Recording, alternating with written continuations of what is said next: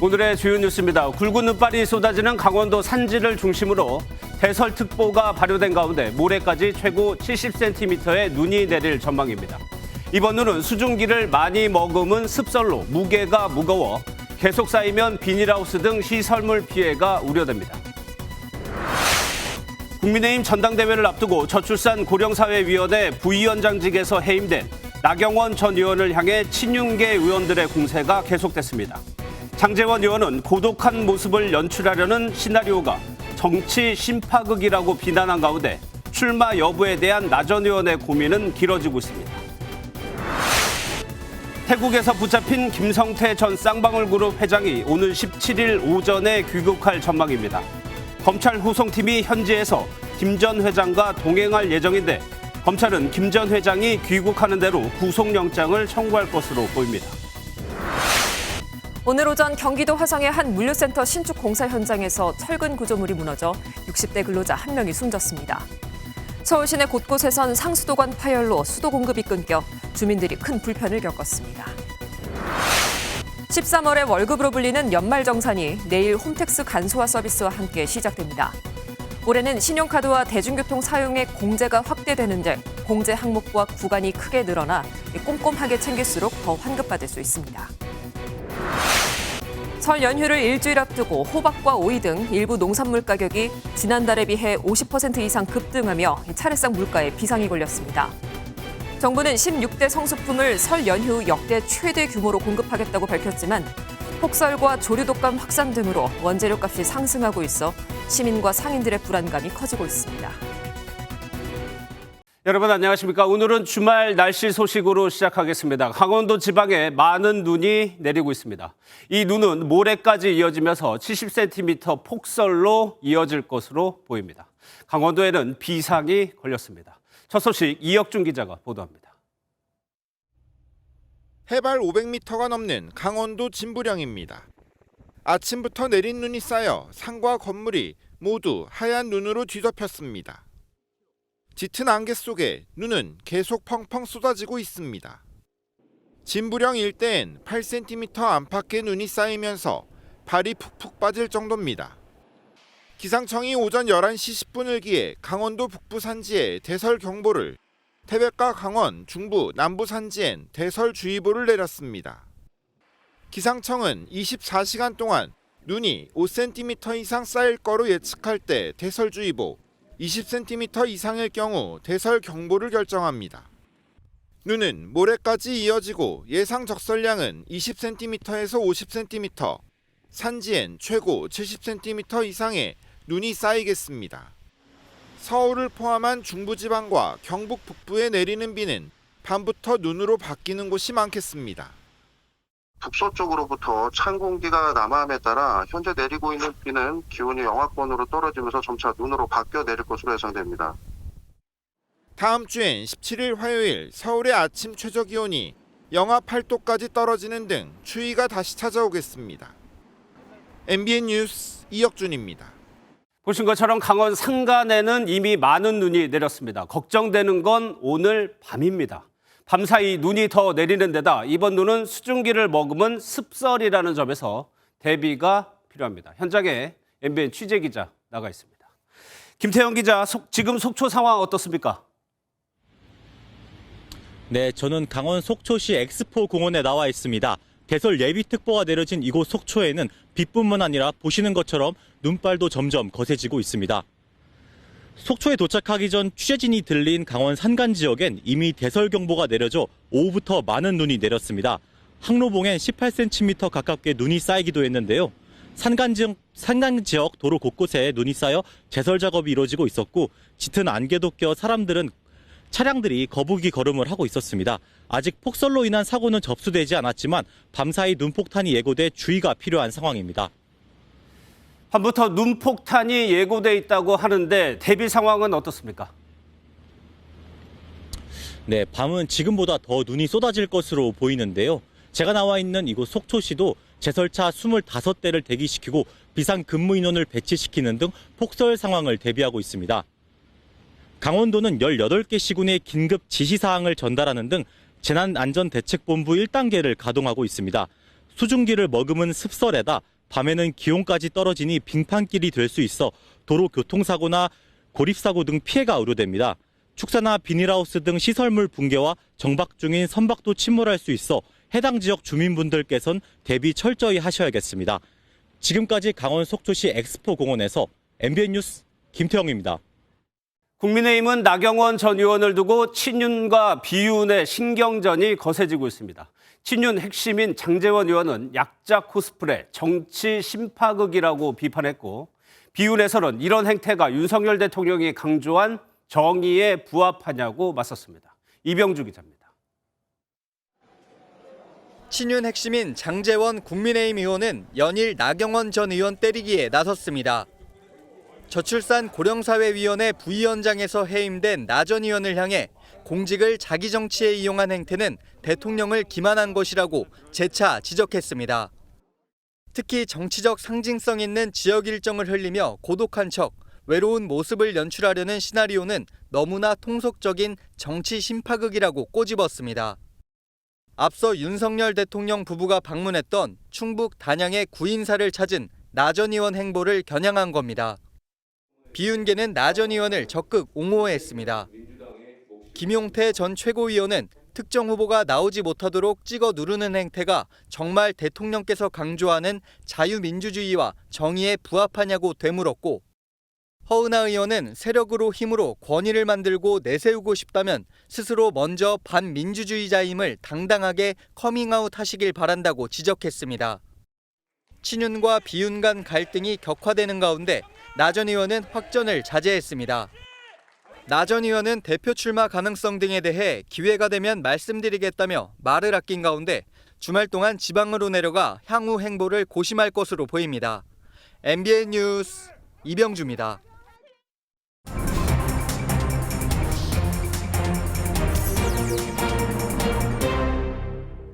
오늘 정치 톡톡은 나경원 전 의원을 둘러싼 소식으로 준비되어 있습니다. 정치부 유호정 기자 나와 있습니다. 어서 오세요. 예, 윤석열 대통령이 해임하면서 오히려 나 전 의원의 출마 가능성 높인 거 아니냐 이런 분석이 있었거든요. 어떻습니까? 네, 실제 분위기도 현재로서는 출마 쪽으로 무게추가 기울어 있습니다.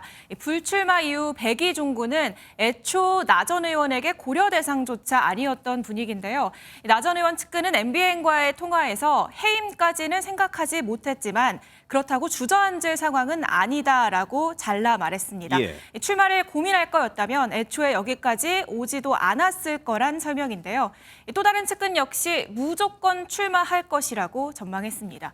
결과적으로 반윤으로 낙인 찍힌 상황에서 속수무책 밀려나기보다는 당원 지지율 믿고 부딪혀보는 게 최선이라는 판단입니다. 예, 그 출마의 큰 동력이 지지율이었는데 오늘 조금 다른 추이의 지지율 조사가 나왔단 말이에요. 네, 맞습니다. 말씀하신 것처럼 나 전 의원의 분명한 무기는 인지도입니다. 예. 출마 선언 없이도 최근 조사에서 계속 당심 1위를 달렸죠. 그런데 지금 보시는 오늘 발표된 여론조사에선 김기현 의원이 32.5%, 나경원 전 의원이 26.9%를 기록했습니다. 예. 물론 오차 범위 내지만 김기현 의원이 나경원 전 의원을 제치고 1위에 올라선 겁니다.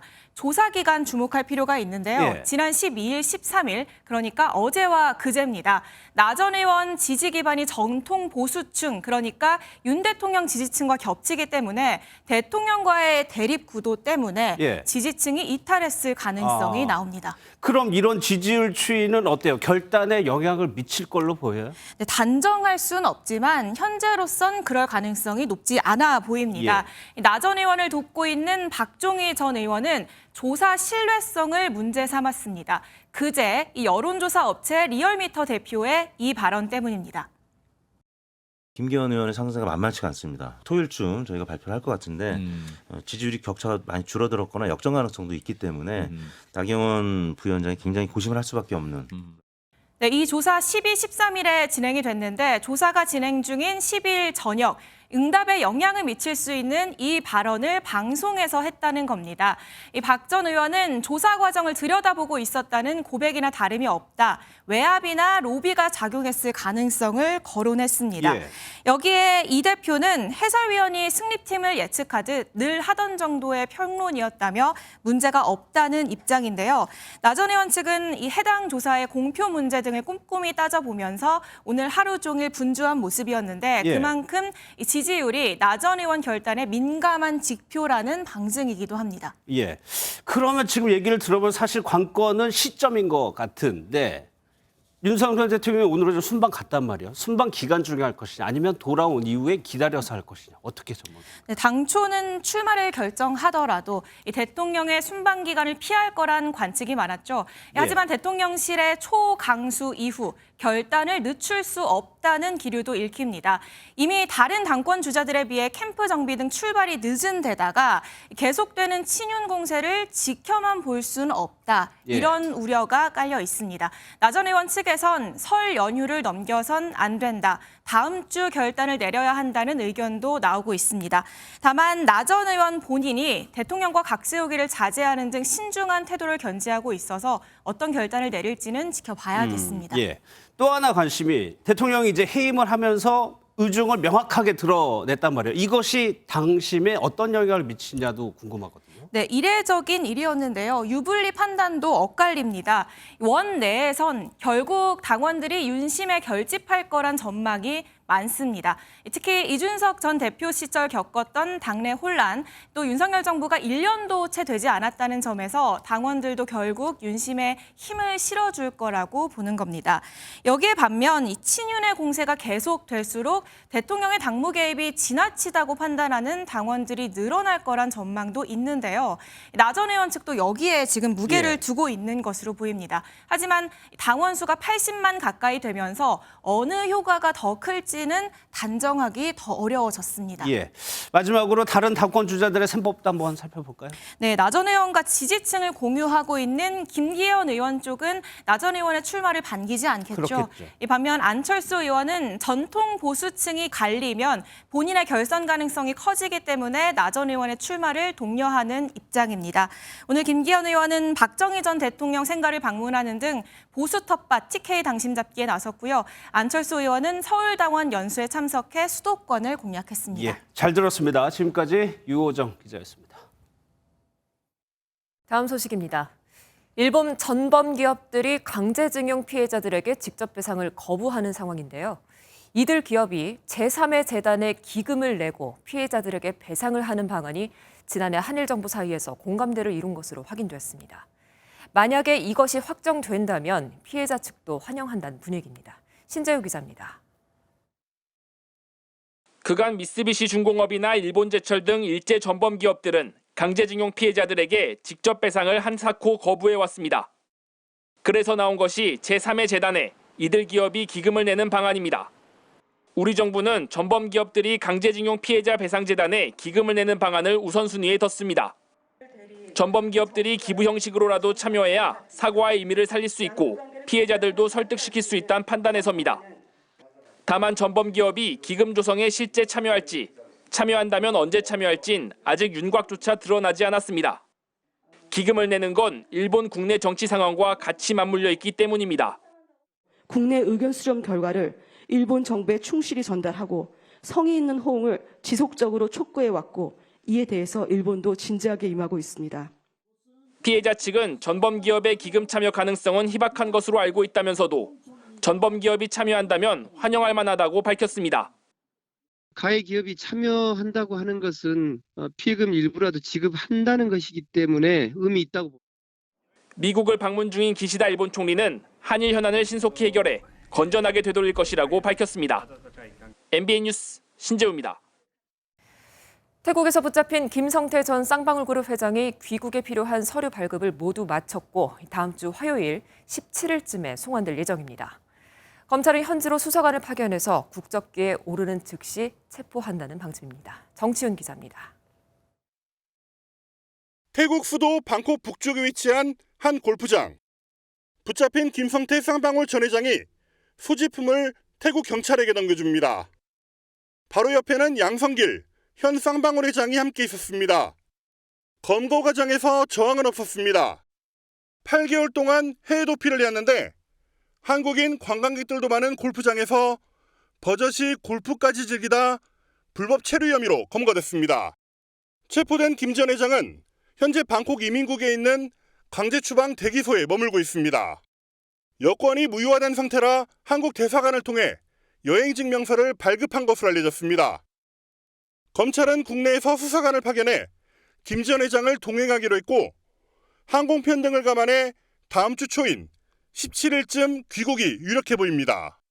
검찰은 김 전 회장이 국적기에 오르면 즉시 체포할 방침입니다. 한편 대북 송금 의혹과 관련해 김 전 회장과 의형제라 할 정도로 가까운 사이인 배상윤 KH그룹 회장 역시 곧 귀국할 것으로 알려졌습니다. 지난해 여름 하와이로 출국해 현재 베트남에 체류 중인데 여권 무효화 조치 등으로 김 전 회장 체포 사흘 만에 돌연 귀국 의사를 밝힌 것으로 전해졌습니다. MBN 뉴스 정춘우입니다.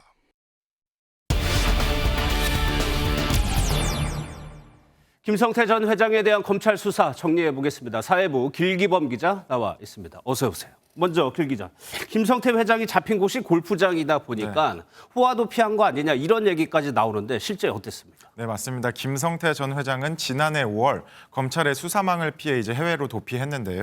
싱가포르를 거쳐 이제 태국으로 들어갔습니다. 기존 수배자들처럼 숨거나 외부 생활을 자제하는 것과 달리 김 전 회장은 그야말로 즐길 것을 모두 즐겼습니다. 방콕 중심부에 있는 아파트 등을 옮겨 다니며 생활했고 골프도 자주 친 것으로 알려졌습니다. 또 자신의 생일 파티도 성대하게 한 것으로 알려졌는데 측근들과 함께 술집에서 파티를 열고 연예인까지 초청하는 등 호화 도피 생활을 한 것으로 알려졌습니다. 그런데 잡히고 초기 반응은 시간을 끌 거라는 전망이 많았었는데 들어온다는 얘기잖아요. 그 이유는 뭐라고 봐야 돼요? 네, 말씀하신 대로 김 전 회장이 검거됐을 때만 해도 송환 거부 소송 등을 제기하면서 시간을 끌 것이라는 얘기가 나왔습니다. 하지만 김 전 회장은 바로 귀국해 조사를 받겠다고 밝혔는데 아무래도 측근들의 구속이 가장 큰 영향을 끼쳤을 것으로 보입니다. 검찰은 김 전 회장에게 도피 자금 등을 지원한 쌍방울 그룹 관계자 4명을 구속했는데요. 여기에는 김 전 회장의 친동생도 포함됐습니다. 또 여권도 무효화됐고 김 전 회장이 차명으로 보유한 수백억 원 상당의 주식도 처분하지 못하게 했습니다. 검찰이 측근 구속, 자금줄 동결 등 전방위적으로 압박하면서 김 전 회장도 마음을 비운 것으로 보입니다. 이제 들어오게 되면 검찰 수사에서 가장 관심인 거는 변호사비 대납 의혹이고 또 왜 그 다른 수사들도 지금 기다리고 있는 거죠? 네, 맞습니다. 김 전 회장은 귀국하면 곧바로 수원지검으로 이동해 조사를 받을 예정인데요. 이재명 대표 변호사비 대납 의혹 수사가 가장 먼저 시작될 것으로 보입니다.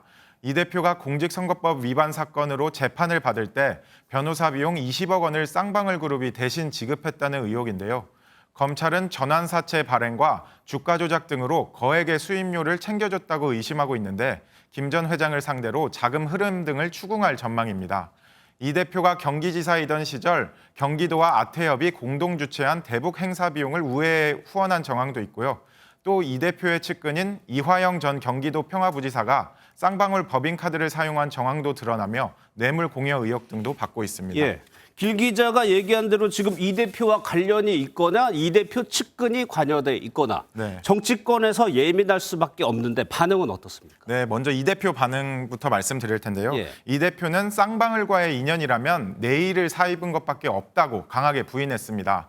또 김성태 전 회장의 얼굴도 본 적이 없고 그 사람이 누군지도 모르는데 왜 내 변호사비를 내느냐고 황당하다는 입장입니다. 국민의힘은 이 대표를 강하게 비판했는데요. 박정아 국민의힘 수석 대변인은 이 대표는 또 모르쇠로 일관한다며 자신에게 불리해지면 민주당도 몰랐다고 할 것이 분명하다고 꼬집었습니다. 이에 대해 민주당은 이재명 대표의 변호사와 같은 로펌에 있던 변호사가 쌍방울 그룹으로부터 돈을 받은 것이라며 이 대표와 쌍방울이 연관 있는 것처럼 가짜뉴스를 키워가고 있다고 국민의힘을 비판했습니다. 다른 사건이요. 대장동 사건이나 성남FC 사건은 상당히 이미 진척이 됐는데 현재 좀 어디까지 와 있습니까? 네, 대장동 사건을 수사 중인 서울중앙지검은 이 대표 소환 시기를 저울질하고 있는 것으로 알려졌습니다. 정민용 변호사가 이 대표가 성남시장 재직 중 대장동 사업 일정을 단축하라고 지시했다고 진술하는 등 대장동 민간 사업자들은 최근 이 대표와 연관된 진술을 이어가고 있는데요. 이 때문에 검찰 소환 조사는 불가피해 보이는데 설 명절 이후나 늦어도 이번 달 안에는 이 대표를 소환할 것이라는 관측이 나오고 있습니다. 또 성남FC 후원금 의혹 사건을 수사 중인 성남지청은 이 대표 소환 조사에 이어 구속영장 청구도 검토 중인 것으로 알려졌습니다. 민주당의 고심도 커질 것으로 보이는데요. 민주당이 다수당인 만큼 체포동의안을 부결시키긴 어렵진 않지만 이 대표가 연루된 사건이 많은 만큼 매번 부결로 맞서기에는 여론이 부담스러울 수 있기 때문입니다. 알겠습니다. 여기까지 듣도록 하겠습니다. 지금까지 길기범 기자였습니다. 네, 다음은 사건 사고 소식입니다. 오늘 오전 경기 화성의 공사장에서 철근 구조물이 무너졌습니다. 이 사고로 근로자 한 명이 숨졌고 전북 진안에서는 주택 화재로 노부부가 숨졌습니다. 추성남 기자입니다. 경기도 화성의 한 물류센터 신축 공사장입니다. 오늘 오전 7시 50분쯤 철근 구조물이 무너졌습니다.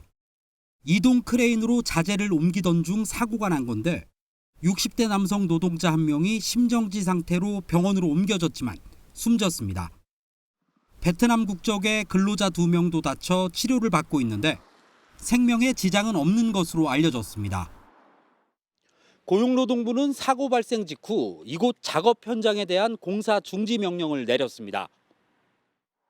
또 산업안전보건법과 중대재해법 위반 여부를 조사하고 있습니다. 비슷한 시간 전북 진안의 한 단독주택에서 불이 났습니다. 신고를 받고 소방대원이 현장에 도착했을 땐 이미 주택 대부분 불에 탄 상태였고 91살 남편과 86살 아내가 숨진 채 발견됐습니다. 고속도로 상하행선 1차선이 전면 통제됐습니다. 25톤 대형 트레일러가 중앙분리대를 들이받아 멈춰선 겁니다. 사고 충격으로 중앙분리대 콘크리트 파편이 튀면서 반대 차선을 달리던 SUV 차량의 바퀴가 파손되는 등 2차 사고로 이어졌습니다. 이 사고로 트레일러 운전자 등 4명이 다쳤는데 경찰은 졸음운전 여부 등 정확한 사고 경위를 조사하고 있습니다. MBN 뉴스 추성남입니다.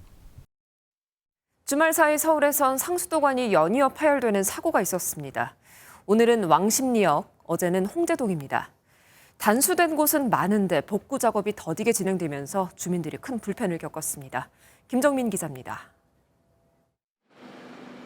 양수기가 쉴 새 없이 물을 퍼내고 도로 위엔 물이 흥건합니다. 오늘 오전 7시쯤 서울 왕십리역 부근 상수도관이 파열되면서 일부 도로와 인도가 침수됐습니다. 네, 상수도관이 파열되면서 누수된 물을 지금은 지하에서 퍼올리는 작업이 진행 중입니다. 보시는 것처럼 이렇게 도로에 물이 흘러넘치면서 차들은 서행하고 있습니다. 이 때문에 인근 상가와 주택 약 40곳에는 수도 공급이 끊겼고 구청은 이들 가구에 생수와 함께 급수차를 공급했습니다. 이제 퇴근을 해야 돼서 청소를 하려고 하는데 물이 안 나와서 청소를 못해서 지금 집에 못 가고 있는 상황이에요. 2시간 동안 지금 왔다 갔다 왜 이러나 해가지고 막 이 차를 부고 그나마 청소를 하려고 준비를 하고 있죠. 구청에서는 인근 철도 공사 현장의 장비가 상수도관에 부딪히면서 파열이 발생한 것으로 보고 있습니다. 수도 공급은 오늘 밤 9시쯤 정상적으로 이뤄질 예정입니다. 어제 낮 12시쯤에는 서울 홍제동 일대에서 상수도관이 파손됐습니다. 복구 작업이 늦어지면서 애초 예정됐던 밤 시각이 아닌 오늘 오전 7시부터 오후 2시까지 인근 300세대의 수도 공급이 끊겼습니다. 누수 복구하면서 좀 수압이 좀 세가지고 그 누수 복구하는 와중에 좀 공사가 좀 지연돼가지고요. 그 밤사이 동안 그 배수지에 있는 물로 공급이 되긴 했는데 이제 아침에도 배수지에 물이 다 떨어져서 잠수가 된 거고요. 상수도 사업본부는 갑자기 날씨가 따뜻해지면서 얼어있던 노후 상수도관에 문제가 생긴 것으로 보고 있습니다. MBN 뉴스 김종민입니다. 인천의 한 빌라에서 70대 어머니가 백골 시신으로 2년을 방치된 사건, 그 전말이 드러나고 있습니다. 자식이 모두 6명으로 함께 살던 막내딸을 제외하고는 어머니의 안부를 모두 몰랐는데 이웃도 또 담당 구청도 마찬가지였다고 합니다. 어머니의 죽음을 숨긴 40대 막내딸은 시신 유기 혐의로 구속됐습니다. 노승환 기자입니다. 숨진 어머니를 2년 5개월이나 집에 방치한 막내딸은 구속 심사를 받으러 가면서도 아무 말이 없었습니다. 어머니 사망 경위에 대해서는 알고 계신 게 있으세요? 어머니가 매달 받던 50여만 원의 연금을 계속 타려고 사망 신고를 안 했다고 진술한 딸은 결국 시신 유기 혐의로 구속됐습니다. 시신이 백골이 되도록 방치된 가장 큰 이유는 왕래가 전혀 없을 정도의 무관심이 원인으로 지적됩니다. 숨진 노인에게는 모두 6명의 자식이 있었지만 구속된 막내딸 외에는 사망 추정 시점인 2020년 8월 이후 한 번도 집에 다녀가지 않은 것으로 알려졌습니다. 또 사회적 보호망에서도 완전히 벗어나 있었습니다. 기초생활수급자가 아니었고 딸과 함께 살아 홀몸 노인으로 등록도 안 돼 주민센터와 구청은 노인의 상황을 전혀 몰랐습니다. 노인의 사망 원인은 여전히 미지수입니다. 경찰은 1차 부검에서 외상은 없다고 확인했지만 부검으로는 사인은 물론 사망 시점조차 확인이 어렵다고 밝혔습니다. MBN 뉴스 노승환입니다. 우리 육군의 첨단 부대이자 미래 전력인 아미타이거가 미군과 첫 연합훈련을 진행하고 있습니다. 첨단 전투체계와 한미 양국 장병들의 호흡을 검증하는 실기동 훈련은 내일 종료되는데요. 권영범 기자가 훈련 모습을 전해드리겠습니다. 작전 지역 안전 확보를 위해 드론이 날아올라 사전 정찰에 나서고 K808 차륜형 장갑차와 스트라이커 장갑차에서 내린 한미 장병들이 일사불란하게 움직입니다. 교전 중인 미군 장병은 우리 장병과 수시로 의사소통을 한 뒤 명령을 하달합니다.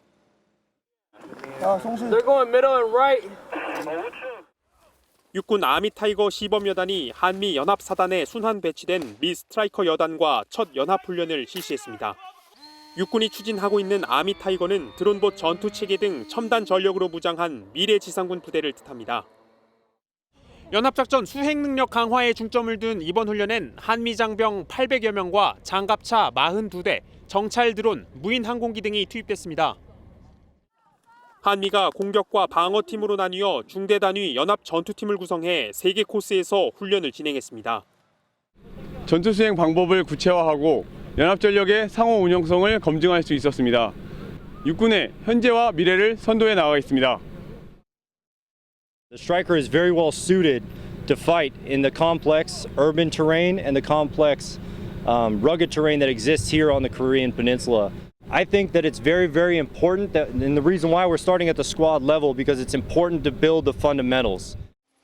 육군은 한미 연합훈련을 활성화하며 오는 9월 육군 과학화 전투훈련단과 전투실험을 통해 미래 지상군 전력을 검증해 나갈 예정입니다. MBN 뉴스 권용범입니다. 직장인에게 연말정산은 13월의 월급으로 불리기도 합니다. 그런데 따질 게 많아서 매번 할 때마다 쉽지는 않죠. 이번에는 특히 공제가 확대된 부분이 많아서 꼼꼼히 잘 챙겨야 한다고 합니다. 이교육 기자가 설명해 드리겠습니다.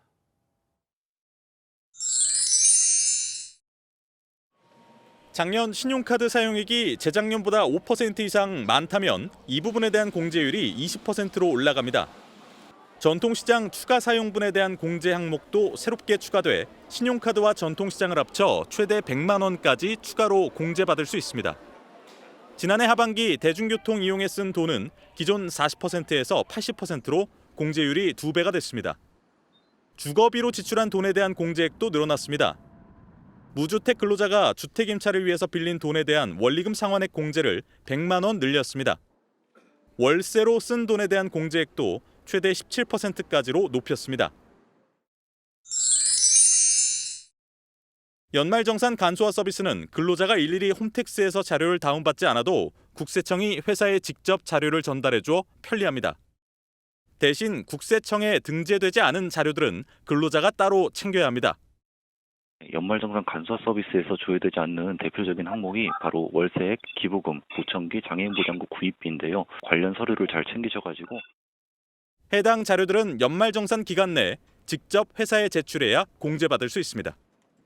MBN 뉴스 이교욱입니다. 설 일주일 전이라 미리 사둘 것은 많은데 시장을 가면 막상 집어들기가 망설여집니다. 역시나 비싼 가격이 문제죠. 그래서 정부가 비축 물량을 역대 최대로 풀고 할인 지원금도 300억 원을 투입한다고 하는데 시장과 시민은 체감하기 어렵다는 반응을 내놨습니다. 박규원 기자가 현장 취재했습니다. 서울 청량리 청과물시장. 일주일 남은 설을 준비하려는 시민들로 발디딜 틈이 없습니다. 과일과 채소 매장을 둘러보지만 오를 대로 오른 가격에 장바구니에 담기가 망설여집니다. 요즘 물건 너무 비싸요. 야채가 또 내려가다가 또 요즘 또 보면은 너무 많이 오른 것 같아. 장 보기가 요거 조금 샀는데도 지금 몇만 원이니까. 특히 채소 가격 상승이 두드러졌는데요. 시민들이 찾는 이 오이의 경우 지난달보다 가격이 50% 가까이 급등했습니다. 오이뿐 아니라 상추, 애호박 등 전반적인 채소 가격이 뛰었는데 한파와 갑작스런 폭설이 주 원인입니다. 이렇게 장바구니 물가에 비상이 걸리자 정부가 설 성수품 특별 공급 계획을 내놨습니다. 20일까지 비축 물량 20만 8천 톤을 공급하고 농축수산물 할인 지원금 300억 원을 투입하는데 모두 설 역대 최대 규모입니다. 특단의 대책에도 상인들은 불안합니다. 정부에서 푼다고 하는데 우리 파는 상인들한테는 피부적으로 안 느껴지죠. 비싼 거는 여전히 비싸고요. 물량이 워낙 없고 수요하는 사람들은 많아지니까. 정부는 설 연휴 전까지 매일 물가 상황을 점검해 대응할 방침이지만 실효성에 대한 의문이 나옵니다. MBN 뉴스 박규원입니다.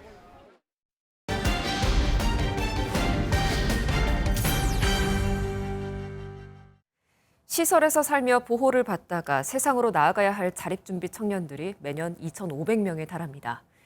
만 18살의 어린 나이에 세상과 맞닥뜨릴 이들에게 지원되는 돈은 단 500만 원. 홀로 서기가 두려운 이유라고 하는데요. 백길종 기자가 들어봤습니다.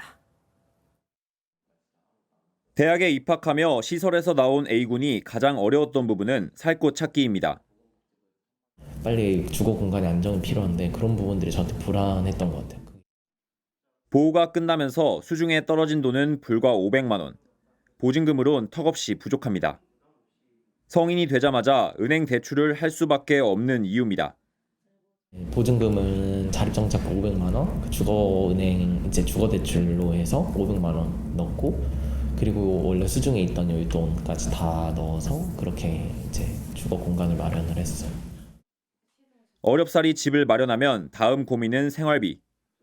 자립수당이라고 시설을 떠나면 5년간 매달 40만 원이 주어지지만 공과금, 보험료, 식비를 생각하면 아르바이트는 필수입니다. 그리고 뭐 하루에 식대를 저는 10,000원씩 잡았어요. 무조건 10,000원으로 30일이면 30만 원. 홀로 돈 관리를 하는 건 버는 것만큼이나 힘듭니다. 너무 큰 돈을 붓고 있는 거예요. 제가 버는 돈에 비해서. 그래서 결국 중간에 해지했거든요. 그러면 결국 돌려받는 건 아무것도. 해외 사례는 어떤지 살펴봤습니다. 영국은 정부가 90%가 넘는 자립준비 청년과 지속적으로 연락하며 개인 상담사도 지정해 만 25세까지 금전 부분에서 어른의 도움을 받게 합니다. 반면 한국은 4명 중 1명이 정부와 연락이 두절됐습니다. 기관은 막 40개씩 되는데 전담 인력용은 5명 막 이렇게밖에 없으니까 이걸 다 케어하기가 어렵고 그래서 저는 상담을 받은 게 아니라 제가 그냥 다 찾아서 했어요. 정부가 올해부터 자립 지원 전담 요원을 120명에서 180명으로 늘렸지만 여전히 1인당 70명 수준. 맞춤형 지원을 위해선 전담 요원 증원이 필수적입니다. 비슷한 상황의 또래끼리 소통하는 자조 모임도 독립에 큰 도움이 됩니다.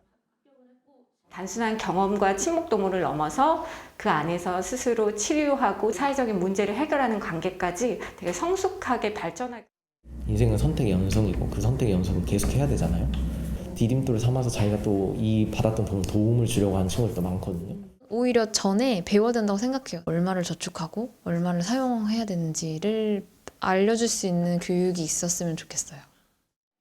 MBN 뉴스 백길종입니다. 주말인 오늘 내륙 곳곳에는 약한 비가 내렸다 그치기를 반복하고 있지만 영동을 중심으로는 강한 눈이 집중되고 있습니다. 이들 지역은 대설특보가 발효 중인 가운데 모레까지 강약을 반복하면서 눈이 이어지겠고요. 많은 눈이 쌓이면서 비닐하우스나 구조물 붕괴 등 시설물 피해가 우려됩니다. 안전사고에 유의하셔야겠습니다. 예상 적설량은 모레까지 강원 산지 많은 곳은 60cm 이상, 강원 동해안에도 40cm 안팎의 폭설이 쏟아지겠고요. 차츰 서울 등 중부와 경북 내륙에도 눈이 내리기 시작할 텐데요. 대부분 내륙은 내일까지 이어지겠고 서울에는 1에서 3cm의 눈이 예상됩니다. 날은 점점 더 추워지겠습니다. 내일 서울의 아침 기온 1도로 오늘보다 7도가량 낮겠고요. 다음 주 월요일에는 영하 8도까지 곤두박질 치겠습니다. 자세한 지역별 기온도 살펴보겠습니다.